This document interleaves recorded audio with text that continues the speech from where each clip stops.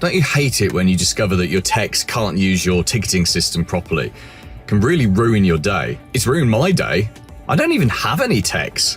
I've been promising myself all week a trip to the cinema. Just me and a tub of popcorn for 2 hours zoning out. It's 1:32. The film starts in 8 minutes, but I've just had a phone call from an MSP that I'm working with, and I'm gonna have to head back to the office and help him with an emergency. The popcorn, it's gonna have to wait.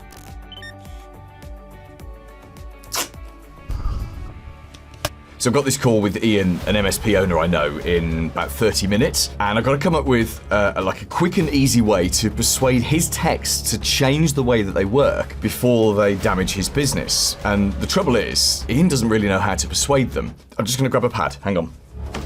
So he's trusted his techs to get on with their jobs, right, without too much supervision, but he's been getting more and more calls from his clients telling him that the tickets that they've been raising aren't being dealt with in a timely manner, and of course that's impacting their businesses. And when his clients are unhappy, of course Ian is unhappy naturally, but he can't get his techs to change the way that they work. So I've got to help Ian get his techs on side, get them working smarter, and improve client satisfaction. And between you and me, I'm pretty sure that Ian is thinking about spending his marketing budget elsewhere. So if I don't get this right, he's going to sack me.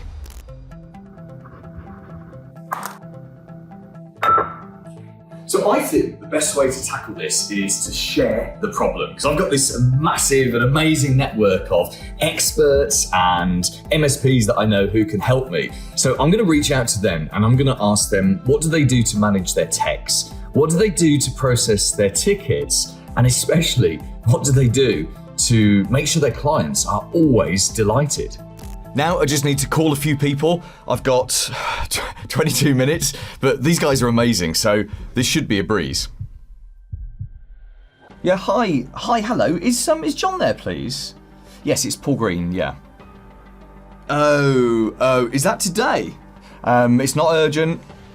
Awesome, thank you so much. Yeah, no, I'll look out for your email. Thank you. They've got like 300 open tickets. Hi Bob, it's Paul here. Could you just give me a call back when you get this message, please, mate? Thank you. Bye. No, I've got to be honest, Steve. The sooner the better, really. Thank you. All right. Bye. Okay, so that didn't quite go to plan. I've got 16 minutes left, and I've got basically nothing. So I don't want to lose Ian's business, and I really need to... Bob, hi. You got my message? Oh, Bob, that's awesome. Yeah, hold on. Are you near your laptop? Thank you so much for doing this at such short notice, Bob. So, what have you got for me?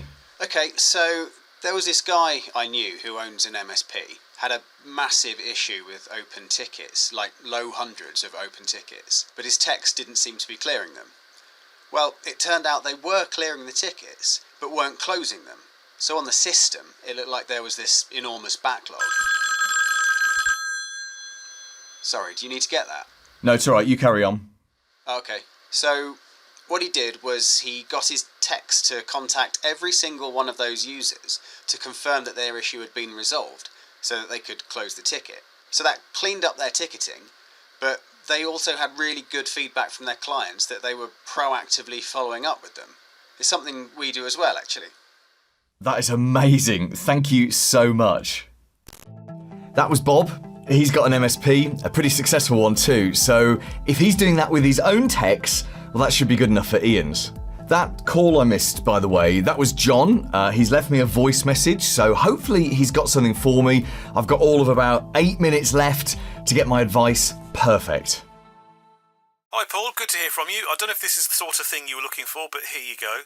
When I worked for a big MSP, someone thought it was a good idea to incentivise the techs responding to tickets by making ticket closures a competition amongst the team. So there was a prize at the end of the quarter for whoever closed the most tickets.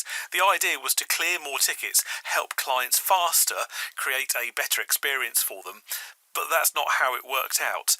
Tickets got cleared faster, but clients were less happy. What happened was the techs were targeting the easy wins to get their numbers up and avoiding the tickets that would have taken longer to resolve. So people were getting dead links on their websites fixed, but spending half a day without internet access across their entire office. As soon as they realised what was happening, they scrapped the incentive scheme and client satisfaction levels went back to normal. Anyway, Paul, hope that helps. Take care. That's a great piece of advice there from John, and I've also had an email from Steve. Steve says, my daughter's a nurse in an A&E department, that's like an emergency room, and triages patients according to medical need, not when they come through the door. It seemed obvious that that's what my techs should be doing with their tickets. Deal with the bleeding head wounds before the sprained wrists, if you see what I mean. By adopting this strategy, dealing with business critical faults ahead of more minor issues, his clients lose less time and are happier. Steve's even included the categorization criteria that he uses, which is awesome. Thank you, Steve. So, there's a lot riding on this. I really don't want to lose Ian as a client, and he's a nice guy as well. So, I've got about a minute before Ian calls back. There's just a few more changes that I need to make before then. This is really going down to the wire. Right, let's do this. Ian, good to see you.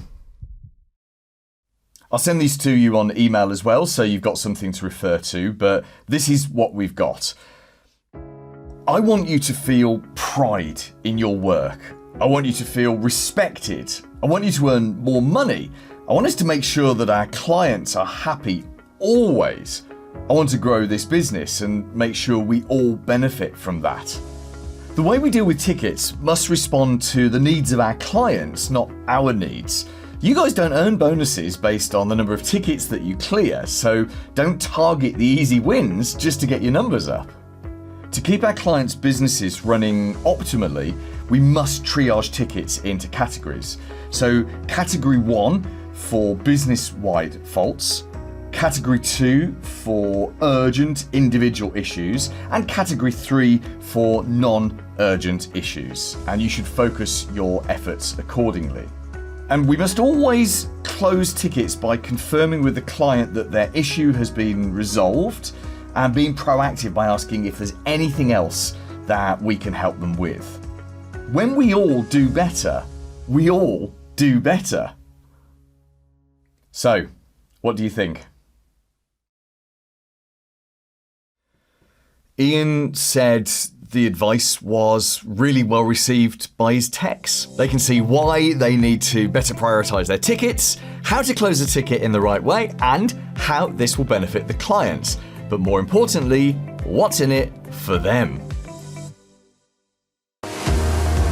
Oh man, what a crazy half hour. Still, it shows you the power of shared thinking. Talking of which, I suggested to Ian he watch this video on recruitment, and you can also subscribe to the channel here for more sweet content.